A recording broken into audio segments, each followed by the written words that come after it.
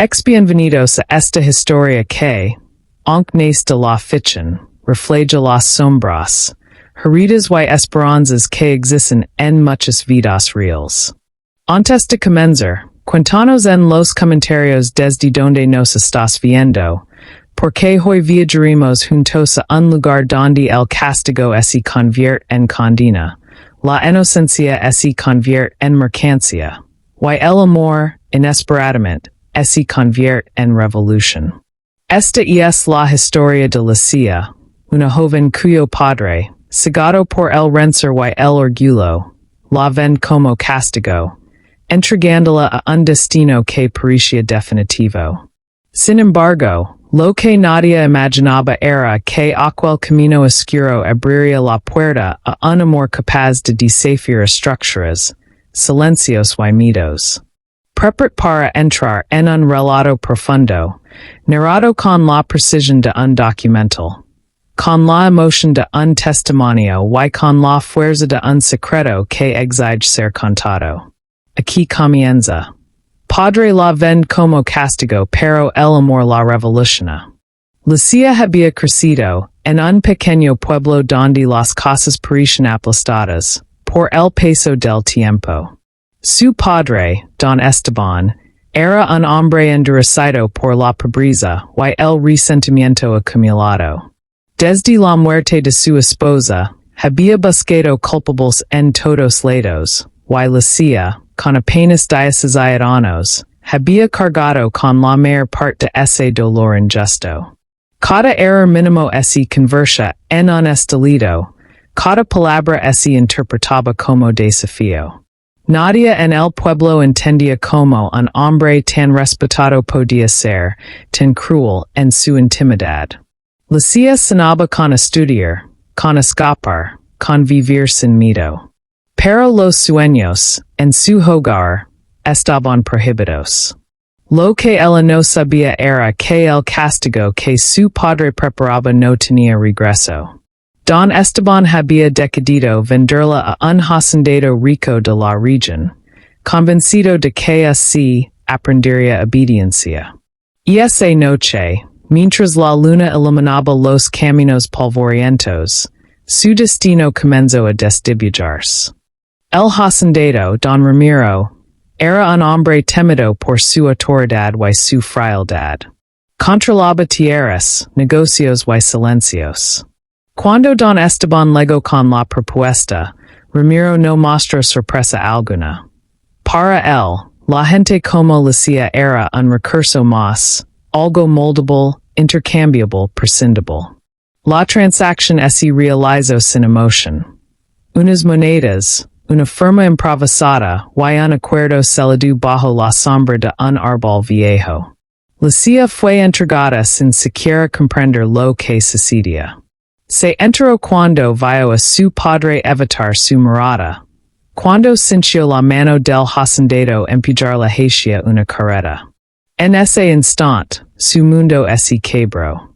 Trató de preguntar, de suplicar, pero sus palabras chocaron contra un muro de indiferencia. El viaje hacia la hacienda duró horas, suficientes para que la desesperación se transformara en un silencio petrificado. Lucia ya no pertenecía a sí misma. Era propiedad. Una palabra que dolía más que cualquier golpe. La hacienda de Don Ramiro imponía respeto. Enormes corredores de piedra, campos interminables y trabajadores que evitaban levantar la mirada. Para Lucia, aquel lugar parecía un laberinto sin salida. Nada se movía sin permiso. Cada paso tenía reglas invisibles, y cada error podía costar caro. Fue asignada a las tareas domésticas bajo la supervisión de Clara, una mujer mayor que lavaba décadas sirviendo Ali.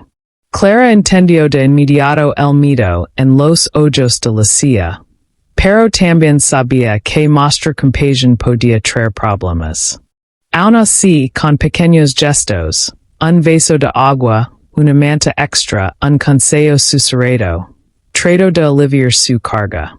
Lucia aprendió pronto que la hacienda tenía secretos, rumores sobre castigos, Desapariciones y deudas pagadas con cuerpos ajenos. Ali las personas no eran libres. Eran países dentro de una maquinaria rígida y silenciosa. Pero entre los trabajadores había alguien diferente. Alguien que no encajaba del todo en aquel ambiente dominado por la obediencia. Mateo. Mateo era el hijo del administrador de la hacienda, un joven que había estudiado en la ciudad y que, a diferencia de su padre, no veía el mundo dividido entre patrones y servientes. Él había regresado para ayudar temporalmente, sin imaginar que encontraría una historia que transformaría su vida. Desde el primer día notó la presencia temerosa de Lucia. No era como las demás empleadas. Había en ella una mezcla de dignidad herida y fuerza contenida. Mateo no preguntó de inmediato, pero observó cómo evitaba hablar, cómo giraba la mirada cada vez que don Ramiro entraba en una habitación. Una tarde, mientras repartía herramientas, escuchó a dos trabajadores comentar en voz baja que Lucia había sido comprada. Y esa palabra lo golpeó. ¿Cómo podía alguien justificar algo así? Y esa noche casi no durmió. Algo dentro de él le decía que debía acercarse, que debía entender, que debía proteger. Aún no sabía que ese impulso marcaría el comienzo de una revolución emocional. Pasaron varios días antes de que Mateo encontrara el momento adecuado para hablar con Lucia. Ella se movía como una sombra silenciosa, cuidando de no llamar la atención de don Ramiro en de los capataces. Una tarde, mientras lavaba ropa cerca del viejo pozo, Mateo se acercó con cautela. No quería asustarla. Lu ofreció ayuda y ella, confundida, negó con la cabeza sin pronunciar palabra. Mateo notó como sus manos temblaban ligeramente. Era evidente que cualquier contacto humano la ponía en alerta. Sin embargo, cuando él se alejó, Lucia levantó la mirada por un segundo y vio algo distinto en él. No había juicio en posición en destino. Solo humanidad. Ese breve instante creó una grita en sus morales internas. Mateo, por su parte, sintió que aquel gesto mínimo era un llamado. Decidió que, poco a poco, lograría ganar su confianza. La hacienda estaba llena de personas rotas, pero él intuía que Lucia todavía tenía un fuego apagado esperando renacer. Clara, la mujer mayor que supervisaba a Lucia, observó la interacción desde lejos.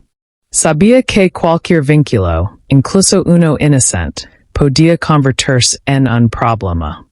Años de experiencia lo habían enseñado que don Ramiro no toleraba afectos entre sus trabajadores, mucho menos se involucraban a alguien que él consideraba de su propiedad. Y esa noche, mientras ambas ordenaban la cocina, Clara decidió advertirla. Le habló en voz baja, casi sin mover los labios, como quien revela un secreto que podría costar la vida. Ten cuidado, Nina. Aquí el carino se pega caro. Lucia asentó, aunque no comprendía del todo. No estaba acostumbrada a que alguien la protegiera. Aquella advertencia, sin embargo, la hizo más consciente de la fragilidad de su situación. Si un simple gesto amable representaba un riesgo, ¿qué pasaría si permitía que Mateo se acercara más? Aún así, en lo profundo de su corazón, algo empezaba a despertar. Una mínima esperanza que lavaba años dormida. Con el paso de los días, Mateo encontró pequeñas excusas para cruzarse con Lucia. Lavar suministros, revisar herramientas, preguntar por tareas. Siempre con respeto, siempre manteniendo distancia. Ella, aunque temerosa, comenzó a responder con frases cortas, luego con oraciones completas. Para ella era extraño sentir que alguien escuchaba sin buscar nada a cambio. Una tarde, mientras recogen lina, Mateo le preguntó directamente si estaba ali por voluntad propia. Lucia ese congelo. Era la primera vez que alguien tocaba la verdad que lavaba atrapada en el pecho. Con voz baja, casi inaudible, respondió. Mi padre me vendió. Mateo sintió un golpe seco en el estómago. No era un rumor, no era exageración, era real. Lucia, al ver su expresión de indignación, temió haber dicho demasiado. Pero en lugar de alejarse, Mateo le juró que nunca la juzgaría. Ese momento marcó un punto de no retorno. Y no eran dos desconocidos. Eran dos almas que comenzaban a entrelazarse. El descubrimiento agitó a Mateo durante días. No podía aceptar que en pleno siglo alguien pudiera ser tratado como mercancía. Pero sabía que enfrentarse directamente a Don Ramiro era arriesgar, no solo su posición, sino la seguridad de Lucia. Necesitaba pensar con estrategia. A la par, Lucia enfrentaba un conflicto interno. Por un lado, temía que cualquier cercanía con Mateo desatara represalias, pero por otro lado, él era la única chispa de luz en un entorno que la consumía lentamente. Una noche, durante la cena, Mateo observó a Don Ramiro estudiar a Lucia como quien evalúa un objeto útil. Esa mirada fría, calculadora, lo llenó de rabia. Sin embargo, respiró hondo y ese contuvo. Sabía que si falaba, ella pagaría el precio. En silencio tomó una decisión. Encontraría la manera de liberarla. No sabía cómo ni cuándo, pero estaba seguro de algo. Lucia merecía algo más que sobrevivir. Merecía vivir. Y él haría todo lo posible por lograrlo. La vida en la hacienda continuaba con su ritmo duro y monótono, pero algo había cambiado para Lucia. Y no caminaba completamente sola. Algunas noches, cuando el silencio lo envolvía todo, recordaba las palabras de Mateo y sentía un calor extraño, una mezcla de alivio y miedo. Clara también notaba la transformación. Aunque no quería admitirlo, lo alegraba ver a Lucia recuperar un poco de vida en los ojos. Pero sabía que esa luz podía echar sombras peligrosas. Un día, mientras limpiaban uno de los salones principales, escucharon a Don Ramiro discutir con su administrador sobre nuevos negocios relacionados con la compra de jóvenes. Lucia sintió un escalofrío. De pronto entendió que su caso no era aislado. Ella era solo una paisa más en un sistema oscuro y poderoso. Al contarlo a Mateo, él comprendió que liberar a Lucia ya no era un acto de compasión, sino un acto de resistencia contra una red de explotación. El riesgo aumentaba, pero también aumentaba su determinación. Mateo comenzó a investigar discretamente los movimientos de Don Ramiro. Notó que cada cierto tiempo llegaban visitantes de aspecto sombrío, hombres que hablaban en susurros y evitaban mezclarse con los trabajadores. Preguntaban por mercancía, por envíos, por garantías. Era evidente que la hacienda servía como punto de tránsito para una red de explotación humana. La información lo atormentaba, pero también lo impulsaba a actuar. Mientras tanto, Lucia intentaba mantener la rutina para no despertar sospechas. Aunque seguía obedeciendo órdenes, en su rostro empezaba a aparecer una determinación silenciosa. Y no era solo la joven asustada que legó en una carreta.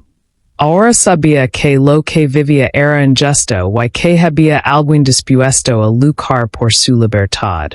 Cada mirada compartida con Mateo era un recordatorio de que el mundo podía ser distinto.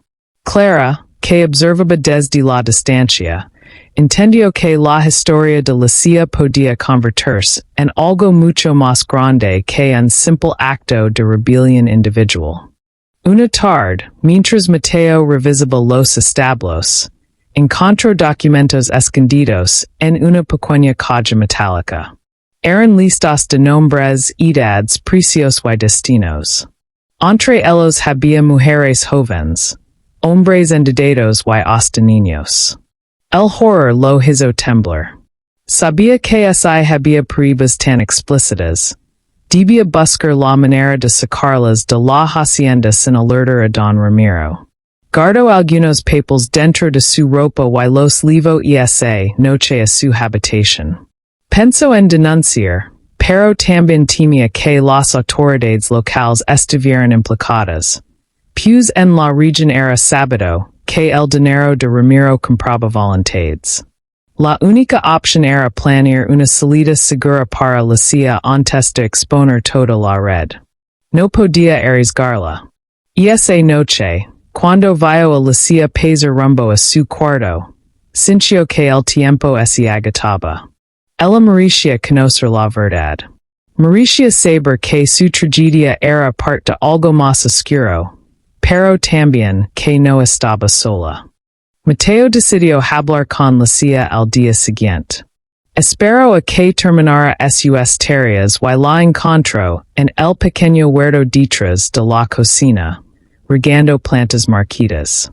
Al acercarse, ella lo miró con preocupación. Nunca se reunión allí, donde cualquier sombra podía delatarlos. Necesito mostrar algo, dijo Mateo con voz contenida. Sacó los papeles y los extendió frente a ella. Lucia los observó con incredulidad. No entendía al principio, hasta que vio la palabra venta repetida, los nombres de chicas que habían desaparecido, los precios que determinaban el valor de cada vida. La respiración se le cortó. Sintió que sus piernas falaban. Era real. No era la primera ni la última. Era parte de un engranaje inmenso. Mateo sostuvo sus manos mientras ella lloraba en silencio. No quería que nadie escuchara, ni siquiera los pajaros. Voy a sacarte de aquí, prometió él. Lucia lo miró con los ojos llenos de miedo y de fe. Ese momento se impactó. El plan debía ser preciso. Mateo sabía que cualquier error sería fatal. Durante días estudió rutas, horarios de los guardias y hábitos de Don Ramiro. Descubrió que los fines de semana, al caer la noche, los capataces bebían hasta quedar semidormidos, lo que redujo la vigilancia. También observó que había una salida trasera que conducía a un sendero poco usado, rodeado de árboles densos. Esa sería su vía de escape. Mientras tanto, Lucia se entrenaba para disimular. Debía actuar como si nada hubiera cambiado, como si su corazón no estuviera agitado con cada paso. Clara percibió la tensión y una tarde la enfrentó. Estás planeando algo, dijo. Lucia tembló, pero antes de hablar, Clara puso una mano sobre su hombro. No te detendrá. Solo recuerda que la libertad siempre exige un precio. Aquellas palabras la impactaron profundamente. Clara, sin decirlo, había confesado su apoyo. Lucia ya no escaparía sola. Había una red invisible que la sostenía. La noche elegida legó con un silencio extraño, casi ritual. El cielo estaba cubierto de nubes pesadas y el aire parecía contener la respiración del mundo. Mateo se acercó al lugar donde había acordado encontrarse con Lucia. El viejo granero. Ella legó envuelta en una manta oscura, nerviosa, pero decidida. Antes de partir, Clara apareció desde las sombras y les entregó una pequeña bolsa con comida y un frasco de agua. No miren atrás, dijo con firmeza. Luego desapareció sin esperar agradecimientos. Mateo tomó la mano de Lucia y la guió hacia la salida trasera. Cada crujido de ramas parecía un grito, cada ráfaga de viento un presagio. Cuando por fin alcanzaron el sendero, Lucía sintió una mezcla de libertad y terror. Era la primera vez en meses que caminaba sin permiso. Era también la primera vez que tenía una oportunidad real de vivir. Pero mientras avanzaban, una duda oscura aparecía. ¿Descubrirían su ausencia antes de que lograran alejarse lo suficiente? No habían avanzado en un kilómetro cuando escucharon a lo lejos el sonido profundo de un portón golpeándose contra la pared. Era una señal inequívoca. Alguien había notado la ausencia de Lucía. Mateo apretó su paso, tirando suavemente de su mano para no perder el ritmo entre la maleza. El sendero estaba oscuro y desigual, pero conducía a un camino secundario que, según sus cálculos, los llevaría fuera de las tierras de Don Ramiro antes del amanecer. Lucía trataba de contener el miedo que se agolpaba en su pecho. Cada ruido del bosque parecía un perseguidor oculto. En un momento, escucharon perros ladrando a la distancia, lo que significaba que los capataces habían iniciado una búsqueda seria. No te detengas, murmuró Mateo con urgencia. A pesar del terror, Lucía sintió una fuerza nueva empujar hacia adelante. No era el miedo quien guiaba sus pasos, sino el deseo profundo de recuperar su vida. Y esa noche, su libertad dependía únicamente de seguir corriendo. El terreno se volvió más complicado a medida que el sendero descendía hacia un arroyo. Las piedras húmedas dificultaban el paso, y en un momento Lucía respiró, cayendo de rodillas. Mateo regresó rápidamente para ayudarla, pero ella insistió en levantarse por sí sola. No voy a rendirme, dijo con la voz temblorosa pero firme. Y esa determinación lo conmovió. Cruzaron el agua helada, que les llegó hasta los tobillos, y continuaron subiendo por la ladera opuesta. Mateo sabía que los perros perderían el rastro por unos minutos al cruzar el arroyo, pero también sabía que ese tiempo sería breve. Cuando llegaron a un claro, pudo ver más allá de los árboles las luces distantes de una pequeña villa. Era su primer objetivo. Ali podrían ocultarse temporalmente, mezclarse entre la gente y trazar el siguiente movimiento. Sin embargo, cuanto más se acercaban, más temía Mateo que alguien de la villa tuviera vínculos con la hacienda. La red de Don Ramiro era profunda y silenciosa. Entraron en la villa justo antes del amanecer. Las calles estaban desiertas, salvo por algunos vendedores que empezaban a acomodar sus puestos.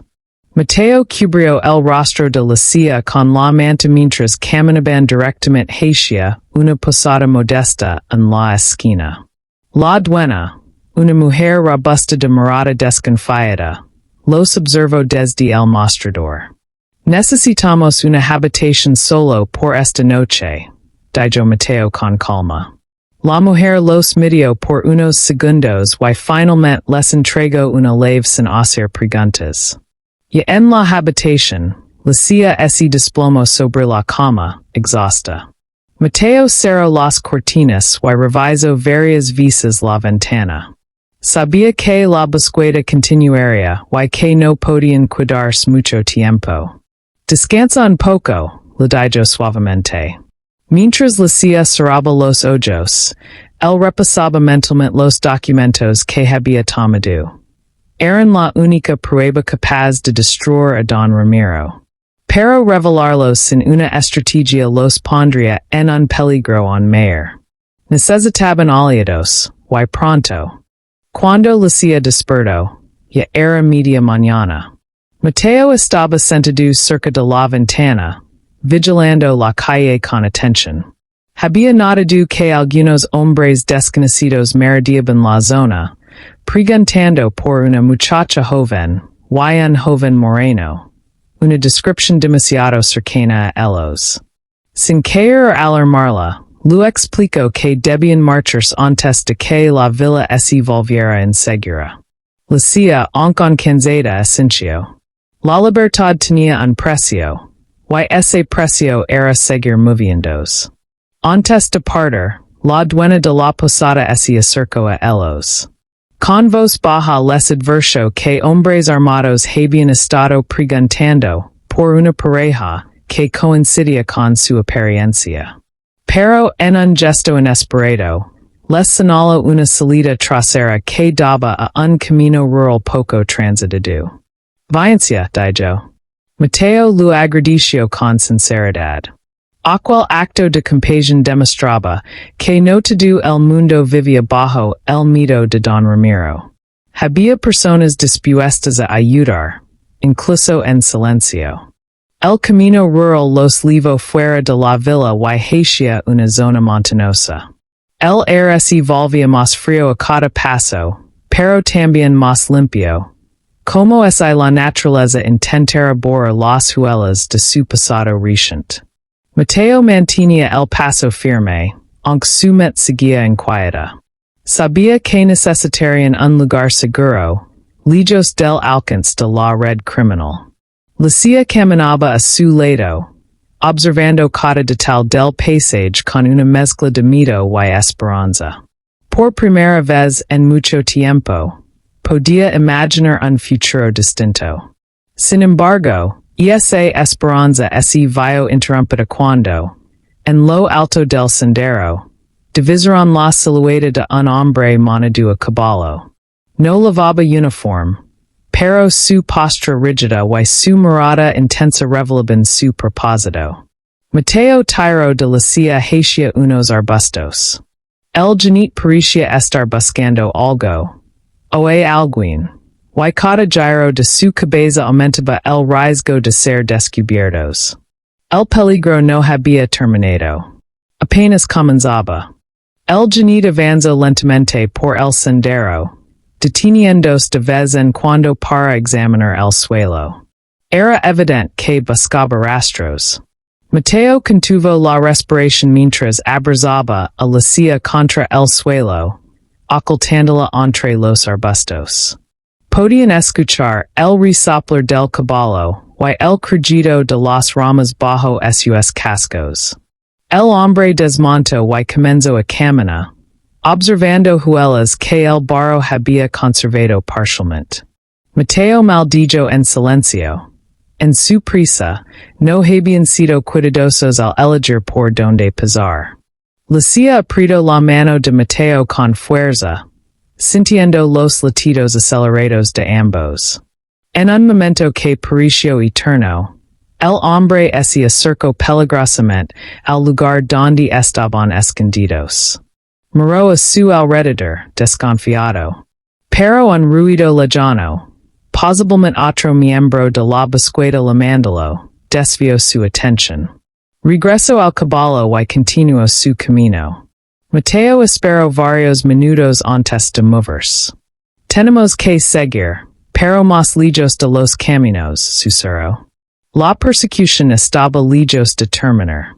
Decidieron dejar el sendero principal y adentrarse en un bosque más espeso, donde los árboles creaban un techo natural que oscurecía el suelo. Aunque el terreno era más difícil, ofrecía mayor protección visual. Lucia avanzaba con determinación, pero el cansancio acumulado empezaba a pesar factura. Después de horas caminando, sus piernas temblaban. Mateo propuso hacer un pequeño descanso en una zona protegida por rocas grandes y musgo húmedo. Ali compartieron un poco de la comida que Clara les había dado. Mientras comían en silencio, Mateo observó el rostro agotado de Lucia. Cada gesto, cada respiración, era un recordatorio del sufrimiento que había soportado. Cuando esto terminó, tendrás una vida nueva, le dijo con suavidad. Lucia sonrió débilmente. No sabía cómo sería ese futuro, pero confiaba en él. Lo que ninguno de los dos sabía era que la red de Don Ramiro ya había informado a contactos en pueblos cercanos. La cacería se extendía, y el cerco comenzaba a cerrarse. Al retomar la marca, Mateo notó que el bosque se hacía más denso, y el sonido de animales nocturnos comenzaba a intensificarse, aunque era tarde en la tarde. Buscaron un punto alto para orientarse y finalmente divisaron un pequeño valle donde parecía haber una casa aislada. Podría ser una oportunidad o un riesgo, pero no podían seguir avanzando sin agua ni un refugio temporal. Decidieron acercarse con cautela, manteniéndose entre los árboles hasta estar lo suficientemente cerca para observar. La casa era pequeña, de madera envejecida, con humo saliendo de la chimenea. Al parecer, alguien vivía allí. No había indicios de guardias ni de relación con la hacienda, pero no podían confiar ciegamente. Lucia dudó. ¿Why hay trabajan para ellos? Preguntó. Mateo asintió, reconociendo el peligro. Pero también sabía que pasar la noche a la intemperie, perseguidos, podría resultar fatal. Observaremos primero, dijo. Y así, escondieron entre la vegetación para evaluar cada movimiento del lugar. Tras casi una hora de vigilancia, la puerta de la casa se abrió y salió un anciano con una mirada cansada pero tranquila. Lavaba un balde y camino hacia un pequeño pozo cercano. No parecía un hombre involucrado en negocios oscuros, sino alguien retirado del mundo. Su andar posado y su rostro erigado transmisión una paz que contrastaba con la tensión que Lucia y Mateo cargaban encima. Parece seguro, murmuró Mateo, aunque sabía que en su situación, nada era completamente seguro. Decidieron acercarse lentamente, sin movimientos bruscos. Cuando el anciano los vio, se sobresaltó, pero no mostró miedo, sino sorpresa. Mateo levantó las manos para demostrar que no representaban amenaza. Solo necesitamos agua y un lugar donde descansar un momento, explicó. El anciano los miró fijamente, como si intentara leer verdades ocultas en sus ojos. Finalmente, asintió y los invitó a entrar. Ese gesto sencillo pero vital, les dio un respiro que no habían tenido en días. Dentro de la humilde casa, el anciano les ofreció té caliente y un rinzón para sentarse. Lucia sintió que el calor de la bebida le devolvía fuerza al cuerpo. El hombre, que se presentó como Don Hilario, vivía allí solo desde la muerte de su esposa. No suelo recibir visitas, dijo con un tono amable. Pero vio que ustedes cargan un peso grande. Mateo dudó antes de contar la verdad, pero algo en la expresión de Don Hilario inspiraba confianza. Finalmente, explicó que estaban yendo de un hombre peligroso. No mencionó la red criminal para no comprometerlo, pero dejó claro que volver significaría muerte o algo peor. El anciano escuchó sin interrumpir, su mirada fija en las brasas de la chimenea.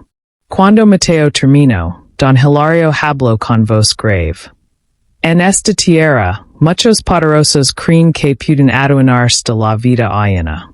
Pero yo no entrego a nadie a la injusticia. Lucia sintió un nudo en la garganta. Por primera vez, un desconocido elegía protegerlos.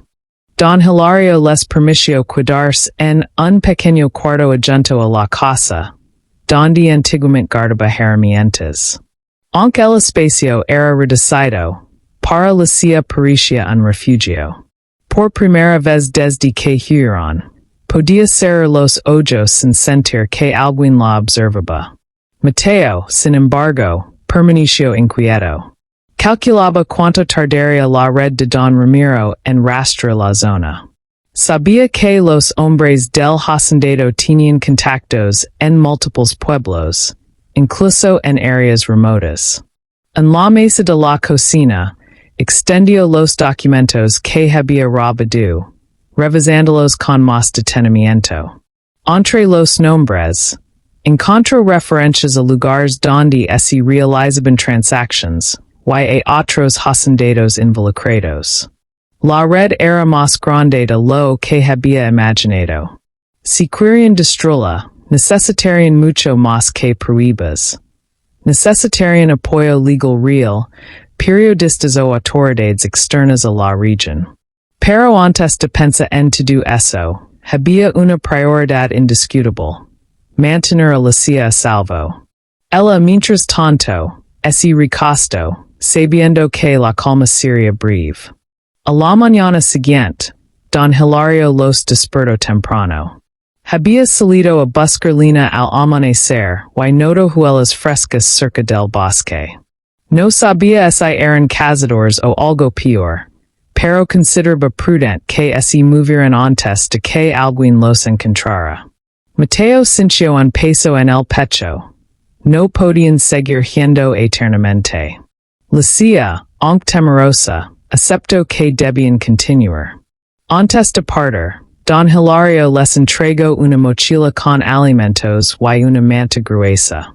El camino hacia el norte es más seguro, les explicó.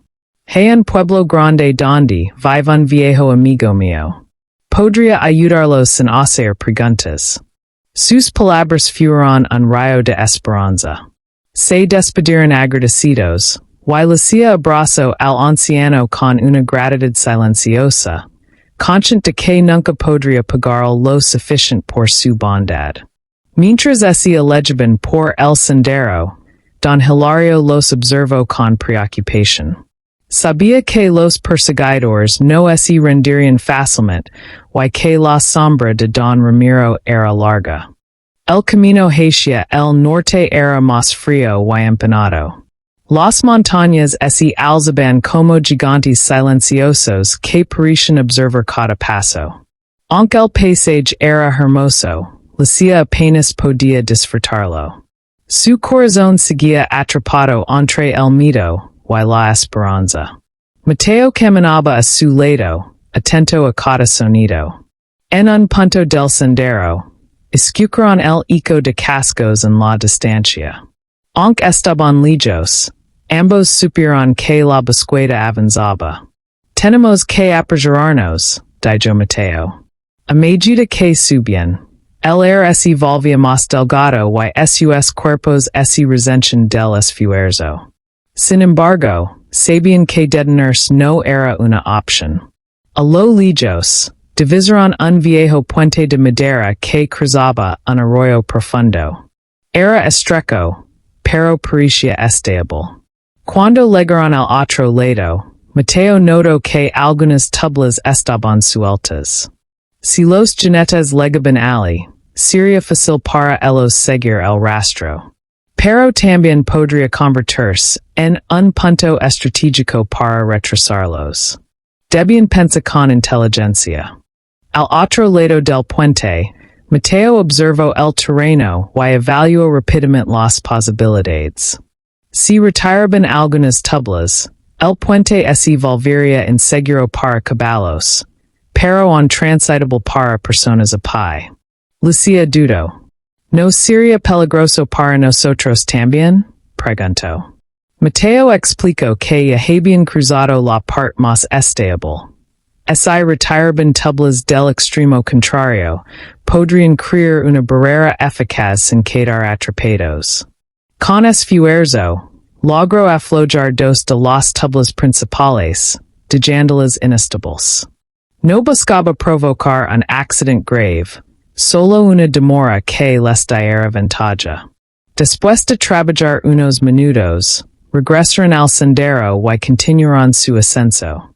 A medida que se alejaban, Lucia lanzó una última mirada al puente. Ese pequeño acto de resistencia simbolizaba algo importante. Y no estaba yendo simplemente por miedo. Ahora luchaba por su libertad. El viento frío golpeó su rostro y, por primera vez en mucho tiempo, esa sensación no la paralizó. La fortaleció. A media tarde, alcanzaron una meseta que ofrecía una vista amplia del valle. Desde allí podían ver el camino que habían recorrido y, a lo lejos, la silueta de dos jinetes avanzando lentamente. La persecución continuaba. Mateo apretó los labios con frustración. No nos están dando tregua, murmuró. Lucia sintió un vuelco en el estómago, pero esta vez no permitió que el pánico la dominara. Sabía que rendirse no era opción. Más adelante, divisaron un pequeño refugio de pastores, abandonado pero aún en pie. Decidieron usarlo para descansar unos minutos y reorganizar sus fuerzas. Dentro, encontraron un viejo mapa manchado por el tiempo. Aunque incompleto, mostraba caminos secundarios que levaban directamente al pueblo del norte. Ese hallazgo renovó sus esperanzas. Mateo trazó mentalmente la ruta mientras Lucia se recostaba, tratando de regular su respiración. Pero una pregunta no dejaba de atormentarlos. ¿Qué pasaría cuando enfrentaran a Don Ramiro? Here no sería suficiente. Algún día tendrían que detenerlo. Después de descansar brevemente en el refugio, Mateo y Lucia retomaron la marca siguiendo las indicaciones del mapa antiguo. El nuevo sendero era más estrecho, rodeado de arbustos espinosos y árboles que formaban un túnel natural. Aunque avanzaban más lentos, el camino tenía una ventaja clave. Era difícil de rastrear. Lucia notó que el silencio del bosque era distinto aquí, menos amenazante y más protector. Aun así, ambos sabían que no podían confiarse completamente. Mientras caminaban, Lucia recordó cómo era su vida antes de la hacienda. Sus sueños de estudiar, su deseo de tener un futuro propio. Pensa en lo perdido le dolía, pero también le daba fuerzas. No estaba escapando solo de un hombre, sino de un destino impuesto. Mateo, por su parte, mantenía los sentidos alerta. Había empezado esta travesía para protegerla, pero ahora también lo movía una convicción más profunda. Derribar la injusticia que había permitido que Lucia y tantas otras personas fueran tratadas como objetos. El sendero los llevó a una zona donde el bosque se abría en un claro iluminado por el sol de la tarde. El contraste fue tan repentino que Lucia tuvo que cubrirse los ojos por un momento. Allí sobre una gran roca, vieron señales grabadas, posiblemente por pastores o viajeros. Eran flechas marcando direcciones y nombres de lugares cercanos. Mateo identificó uno de los nombres como el pueblo donde vivía el amigo de Don Hilario. Saber que estaban en el camino correcto les dio un impulso emocional. Sin embargo, también encontraron marcas frescas en el suelo. Huellas de caballo. Eso significaba que la red de búsqueda se había extendido, incluso a estas zonas remotas. Mateo frunció el seno. Van más rápido de lo que pensaba, dijo. Lucia sintió un escalofrío. Pero no dejó que el miedo la detuviera. Entonces tenemos que ser más inteligentes, respondió.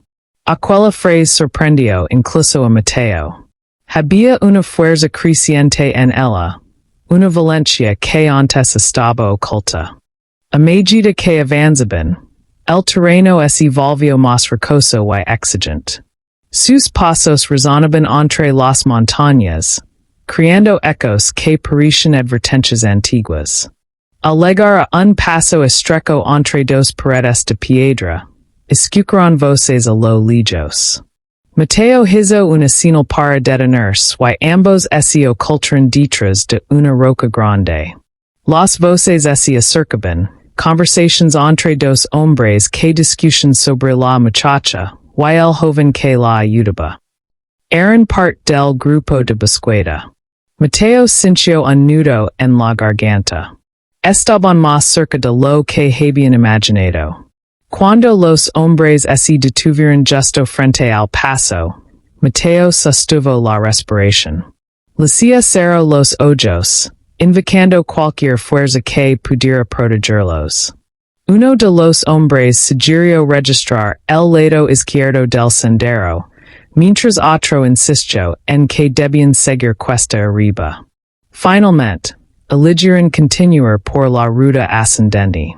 Solo cuando sus voces se desvanecieron, Mateo y Lucia retomaron el camino, conscientes de que cada minuto contaba.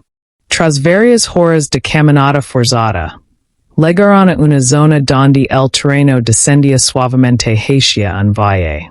Desde lo alto, vieron casas dispersas, campos verdes y un campanario que destacaba entre las construcciones. Finalmente habían llegado al pueblo del norte. La vista llenó a Lucia de emoción. Sus ojos se humedecieron al sentir que la esperanza se hacía tangible. Mateo también sintió alivio, pero sabía que debían ser extremadamente cautelosos. El pueblo parecía tranquilo, pero la red de Don Ramiro era extensa y podría tener informantes allí. Decidieron descender lentamente, evitando los caminos principales y llegando por la parte trasera del pueblo. Desde esa distancia, era difícil saber quién era confiable y quién no.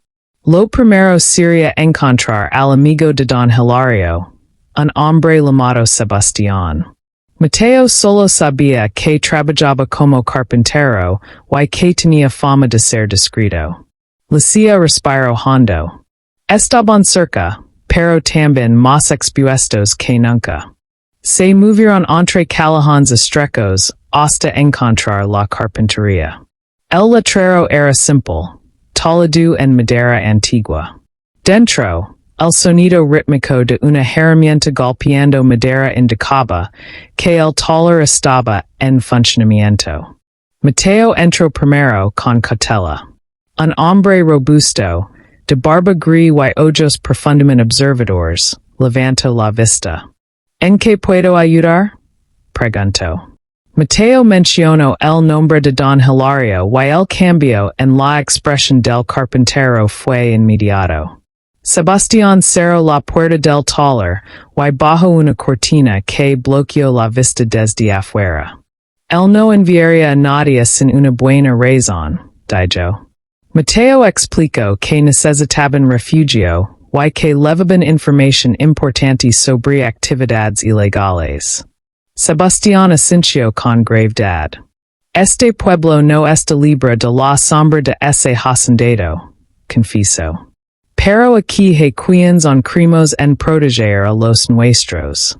Señaló una puerta trasera. Pueden quedarse allí por un tiempo. Lucia sintió que, una vez más, el mundo les ofrecía un pequeño espacio para respirar. El refugio que Sebastián les ofreció era una pequeña habitación detrás del taller, usada antiguamente para almacenar madera fina. Aunque el espacio era estrecho, para Lucia representaba otro pequeño triunfo. Estaba cubierta, segura por el momento, y rodeada de personas que no buscaban explotarla. Sebastián les llevó comida y agua, y después les pidió que contaran su historia con detalle. Mateo compartió todo. Desde la venta de Lucia hasta los documentos que había robado, explicando que la red criminal estaba mucho más extendida de lo que imaginaban. Sebastián escuchó con el seno fruncido, claramente indignado. En este pueblo también han desaparecido jóvenes, admitió. Siempre sospechamos, pero nadie se atrevió a investigar. Mateo colocó los papeles sobre la mesa. Era la evidencia que tantos necesitaban. Sebastián se quedó en silencio unos segundos antes de hablar.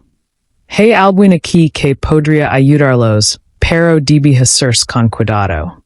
Si la red descubre que están conmigo, pondran a todo el pueblo en peligro.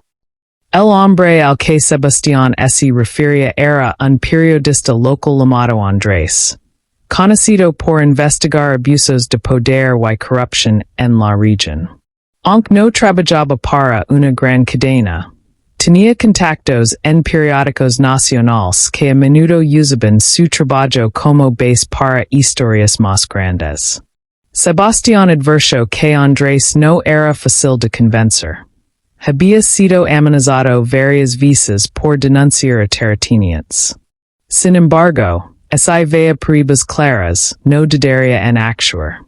Y esa noche, cuando el pueblo ya dormía, Sebastián salió y regresó con Andrés, un hombre de mirada intensa y libre de ilusiones.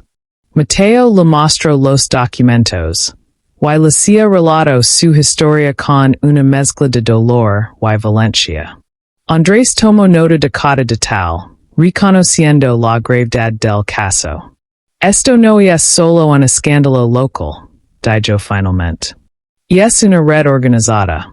Si publicamos esto, habrá repercusiones, pero también justicia. Lucía sintió por primera vez que su voz tenía poder. Sin embargo, Andrés también les advirtió que actuar de inmediato sería peligroso. Don Ramiro tenía aliados en posiciones altas, y cualquier filtración prematura podría desatar represalias violentas.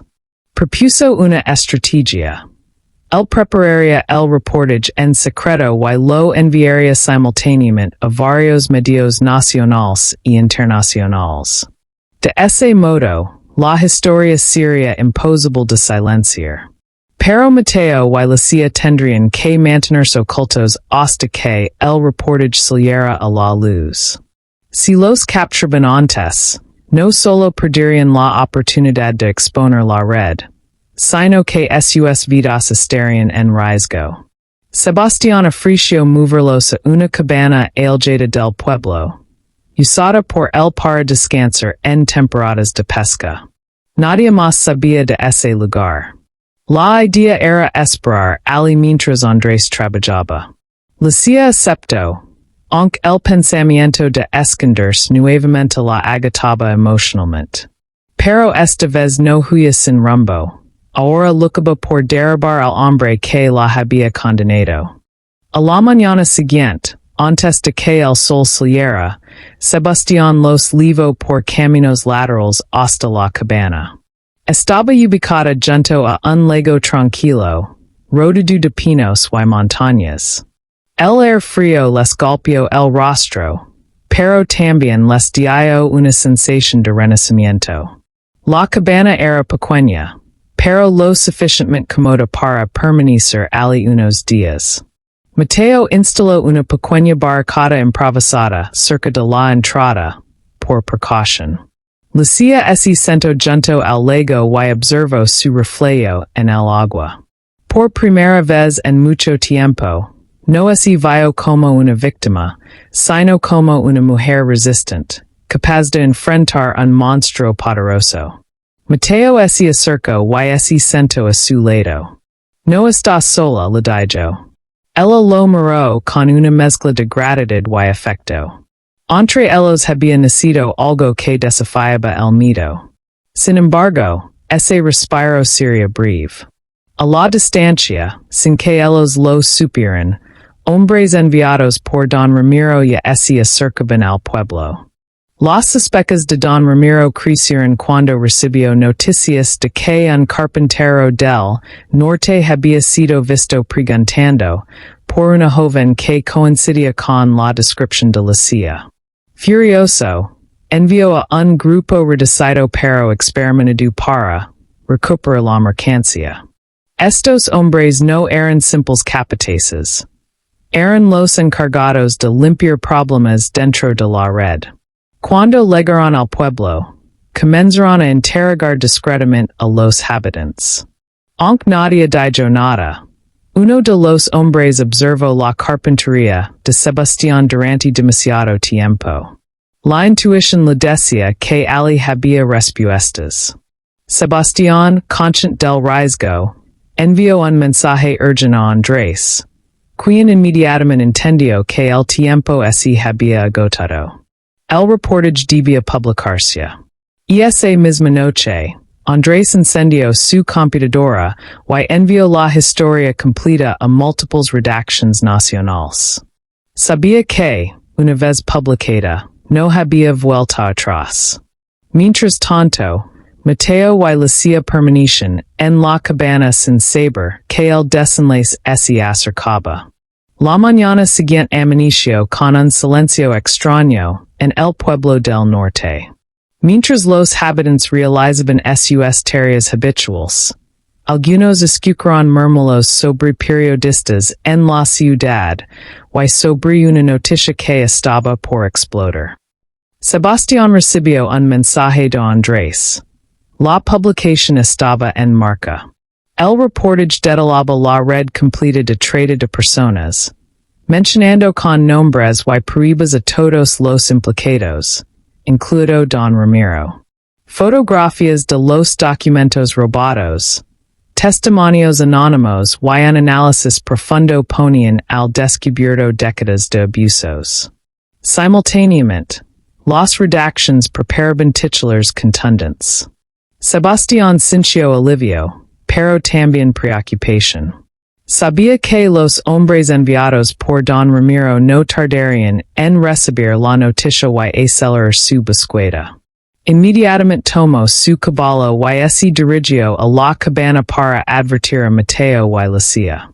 Mientras cabalgaba por el sendero, observó figuras sospechosas en los cruces del camino.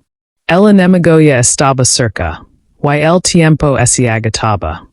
En la cabana, Lucia y Mateo pasaban la mañana intentando mantenerse tranquilos. Ella preparaba té mientras él talaba un pequeño pedazo de madera, una manera de distraer sus pensamientos. De pronto, escucharon pasos apresurados. Mateo se tensó, acercándose a la puerta con cautela. Cuando Sebastián apareció, sudado y agitado, supieron que algo grave ocurría.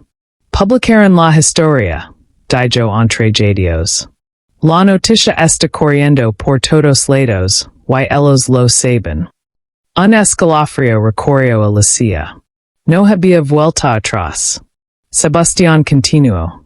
Vienen hacia ACA. Los six en el camino. No son capataces, son los hombres de confianza de Ramiro. Mateo apretó la mandíbula. No podían correr eternamente. Debían decidir si ir de nuevo o enfrentar la situación. Sebastián les propuso dirigirse hacia un mirador natural en la montaña, un lugar donde podría desviarlos y ganar tiempo. Lucia sintió miedo, pero también una extraña fuerza. Había huido suficiente. Ahora, su historia estaba cambiando el mundo. El ascenso hacia el mirador fue arduo.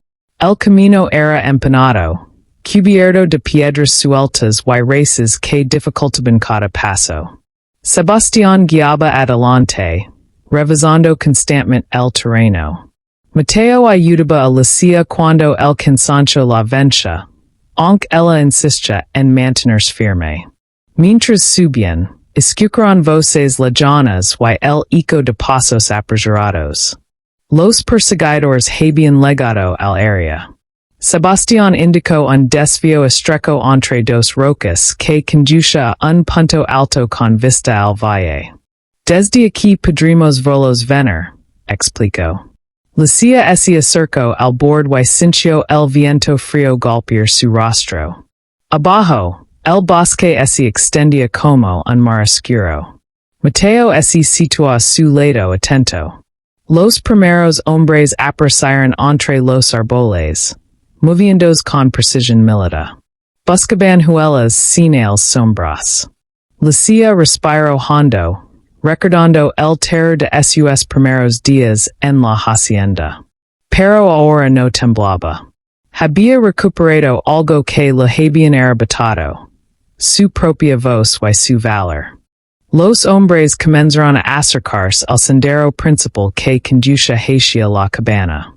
Sebastián sabía que se llegaban allí, en contrarian restos recientes y siguieron el rastro directo hacia el mirador. Tenían que actuar con rapidez. Voy a distraerlos, dijo con determinación. Mateo quiso detenerlo, pero Sebastián levantó la mano. Estos abusos levianos. Ya es hora de que alguien les ponga fin. Ustedes dos deben sobrevivir. Antes de que pudieran responder, Sebastián descendió sigilosamente por un camino lateral. Minutos después, escucharon un ruido fuerte. Ramas quebrandos, piedras cayendo. Los perseguidores se desviaron hacia el sonido, creyendo que habían encontrado a su objetivo. Mateo y Lucia aprovecharon el momento para avanzar hacia un punto aún más alto, donde una roca gigante ofrecía cobertura. Desde allí, observaron cómo los hombres se dispersaban. Lucia sintió lágrimas acumulándose en sus ojos. Gente que no la conocía estaba arriesgando su vida por protegerla. Ese pensamiento la llenó de una fuerza casi sagrada. A pesar de la desviación, dos de los hombres no cayeron en la trampa y siguieron examinando el terreno cerca del mirador. Eran los más experimentados, los que conocen bien los trucos de persecución. Mateo tomó la mano de Lucia y la llevó detrás de la gran roca, obligándola a mantenerse agachada. Podían oír el crujido de las botas acercándose. No hablan, murmuró Mateo. Lucia sintió sus latidos retumbar en sus oídos. Los hombres subieron lentamente, analizando cada rincón. Uno de ellos mencionó que Ramiro había entrado en furia al saber de la publicación y que traería consecuencias para todo el que ayudara a la muchacha. El otro gruñó algo sobre rastrearlos hasta el fin del mundo. En ese momento, una pequeña piedra rodó accidentalmente por la pendiente. Uno de los hombres giró la cabeza. Silencio absoluto. Mateo y Lucia contuvieron la respiración. El destino pendía de un hilo. El hombre que había escuchado la piedra dio unos pasos hacia la roca donde Mateo y Lucia se escondían. Su mirada examinaba cada sombra, cada hueco. Mateo apretó los dientes, preparado para defender a Lucia con su propia vida si era necesario. Pero justo cuando el perseguidor estaba a punto de acercarse más, un grito resonó desde un punto lejano de la montaña. Era Sebastián. Había logrado hallar a los otros hombres y ahora fingía haberse quedado para atraer también a estos dos. Los perseguidores se voltearon de inmediato, intercambiaron palabras rápidas y comenzaron a descender hacia el sonido. Mateo sintió una mezcla de alivio y angustia. Sebastián estaba arriesgando todo. Cuando el último de los hombres desapareció entre los árboles, Mateo tomó a Lucia de la mano. Tenemos que movernos ahora, dijo con urgencia. Lucia asintió, con el corazón latiendo con fuerza. Gracias al sacrificio de Sebastián, tenían una oportunidad. Y no la desperdiciaron. Tomaron un camino estrecho que rodeaba la montaña y descendía hacia una zona de praderas amplias. Desde allí podían llegar a la carretera principal, donde Andrés había prometido encontrarlos si la situación empeoraba. El sol comenzaba a ocultarse, teniendo el cielo con un naranja profundo.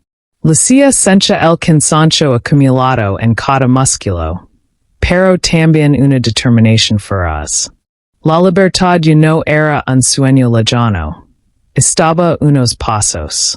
Cuando llegaron al final del sendero, vieron una camioneta estacionada en un punto discreto. Andrés bajó inmediatamente al volos. Suben rápido, ordenó. Sus ojos reflejaban tensión, pero también esperanza. Apenas cerraron las puertas, Andrés arrancó. Les explico que el reportaje había explotado en todos los medios nacionales, y que comenzaban a llegar denuncias de otras víctimas. La Policía Federal había abierto una investigación formal. Ramiro ya no puede esconderse, dijo Andrés. Lucía sintió que sus manos temblaban. No de miedo, sino de la magnitud de lo que habían logrado. Durante el trayecto, Andrés recibió mensajes constantes. Periodistas buscándolo, autoridades pidiendo copias de los documentos, comunidades enteras expresando apoyo. Un país entero estaba mirando. Mientras tanto, en la hacienda, don Ramiro estalaba de furia. Rompió muebles, gritó órdenes y exigió la captura inmediata de Lucía y Mateo. Pero esta vez sus propios hombres dudaban. La noticia había puesto sus rostros y nombres en riesgo. La red que parecía invencible empezaba a desmoronarse. Andrés llevó a Lucía y Mateo a un refugio temporal previsto por una organización de derechos humanos. Ali, les ofrecieron atención médica, protección legal y asesoría psicológica. Cuando Lucía se vio frente a un espejo por primera vez en meses, casi no se reconoció. No por el cansancio o el dolor, sino porque ahora veía en sus ojos algo que nunca había visto. Su propia libertad reflejada. Mateo colocó su mano en su hombro. Lo logramos, dijo con voz suave. Lucía sonrió por primera vez sin miedo. Los días siguientes fueron decisivos. Gracias a la presión mediática, a las pruebas presentadas por Andrés y a testimonios de otras víctimas que comenzaron a hablar, las autoridades federales organizaron un operativo masivo. La hacienda de Don Ramiro fue intervenida. Se encontraron habitaciones de retención, documentos ocultos, registros de pagos y evidencia irrefutable de la red criminal. Ramiro intentó huir, pero fue capturado antes de cruzar la frontera. Las imágenes de su arresto circularon por todo el país. Para Lucía, cada noticia era un cierre simbólico a una herida profunda. Aun así, sabía que su historia no era solo sobre sufrimiento. Era sobre courage, resistencia y la fuerza de quienes se negaron a ser cómplices del silencio. Sebastián, encarrido durante la persecución, logró sobrevivir y fue considerado un héroe local. El pueblo del norte cambió para siempre. Y Lucía comprendió que, aunque la justicia había legado, su verdadera vida apenas comenzaba. Meses después, el país seguía hablando del caso. Lucía, apoyada por organizaciones sociales y periodistas, se convirtió en una voz poderosa contra la trata de personas. Sus palabras inspiraban a otras víctimas a salir de las sombras. Mateo permaneció a su lado, no como un salvador, sino como un compañero que había elegido luchar con ella, no por ella. Juntos construyeron una vida nueva, basada en la dignidad y el amor que había nacido en medio de la oscuridad. En un evento público, al cerrar su testimonio, Lucía miró a la audiencia y dijo: "Me quisieron vender como castigo, pero lo que no sabían es que el amor me revolucionó." Sus palabras resonaron en todo el salón, convertidas en símbolo de resistencia. Ali, entre aplausos, comprendió que su historia no había sido en vano. Había transformado dolor en fuerza, miedo en valencia y silencio en verdad. Y así, su libertad se volvió también la liber.